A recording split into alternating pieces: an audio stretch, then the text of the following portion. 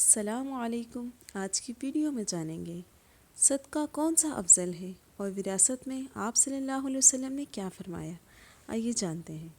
حضرت بریرہ رضی اللہ تعالی عنہا سے روایت ہے کہ ایک عورت رسول اللہ صلی اللہ علیہ وسلم کی خدمت میں آئی اور کہا، میں نے ایک لونڈی اپنی والدہ کو صدقہ دی تھی، والدہ فوت ہو گئی ہیں اور وہ لونڈی وارثے میں چھوڑ گئی ہیں۔ آپ نے فرمایا، تیرا ثواب ثابت ہوا اور وہ لونڈی وراثت میں تجھے واپس آ گئی۔ اس نے کہا، والدہ فوت ہوئی ہیں تو اس پر 1 مہینے کے روزے ہیں، اگر اس کی طرف سے روزے رکھوں گی تو کیا اس کی طرف سے کفایت یا قضا ہو جائے گی؟ آپ نے فرمایا، ہاں۔ عورت نے کہا، والدہ نے حج نہیں کیا تھا، اگر میں اس کی طرف سے حج کروں گی تو کیا اس کی طرف سے کفایت یا قضا ہو جائے گی؟ آپ نے فرمایا، ہاں ہو جائے گی۔ حضرت سعد بن ابی وقاص رضی اللہ تعالی عنہ سے روایت کرتے ہیں کہ وہ حجۃ الوداع کے موقع پر مکہ میں بہت سخت بیمار پڑ گئے، حتیٰ کہ وہ مرنے کے قریب ہو گئے۔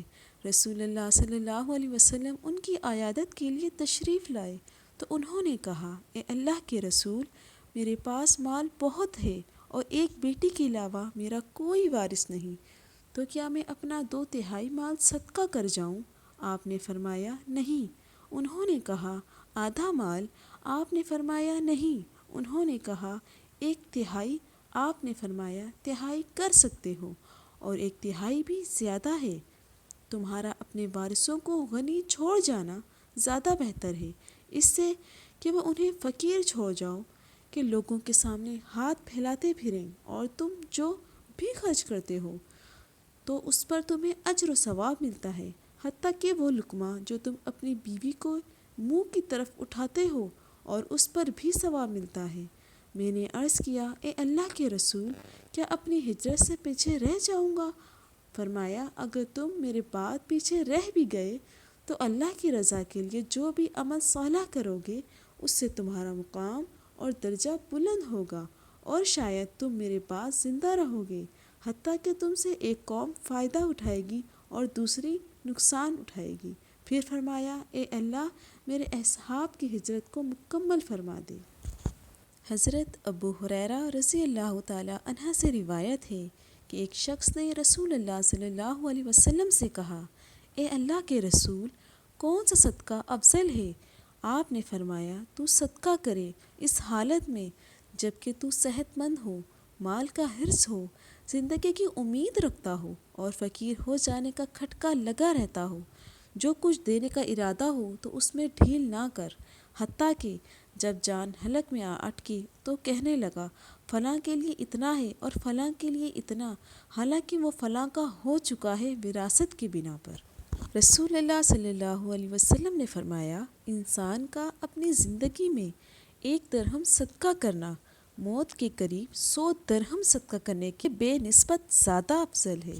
رسول اللہ صلی اللہ علیہ وسلم نے فرمایا، 7 مہلک کاموں سے بچو۔ پوچھا گیا، اے اللہ کے رسول، وہ کون سے ہیں؟ آپ نے فرمایا، اللہ کا شریک ٹھہرانا، جادو کرنا، جس جان کو اللہ سے محترم بنایا ہے اسے قتل کر ڈالنا سوائے اس کے کہ حق کے ساتھ ہو، سود کھانا، یتیم کا مال ہڑپ کر جانا، جہاد کے دن کافروں کا سامنا کرنے سے پشت پھیر کر پیچھے چلے جانا، اور پاک دامن گناہ سے ناواقف مومن عورتوں پر تہمت لگانا۔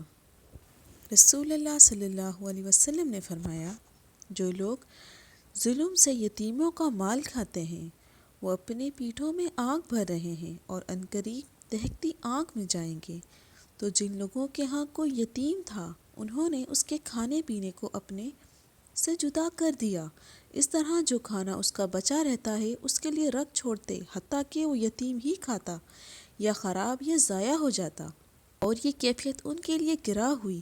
انہوں نے اس کا تذکرہ رسول اللہ صلی اللہ علیہ وسلم سے کیا تو اللہ جل نے یہ آیت نازل فرمائی، یہ لوگ آپ سے یتیموں کے بارے میں پوچھتے ہیں، کہہ دیجئے کہ ان کی خیر خواہی بہتر ہے، اگر تم ان کا مال اپنے مالوں میں ملا بھی لو تو یہ تمہارے بھائی ہیں، اللہ تعالیٰ بدنیت اور نیک نیت ہر ایک کو خوب جانتا ہے۔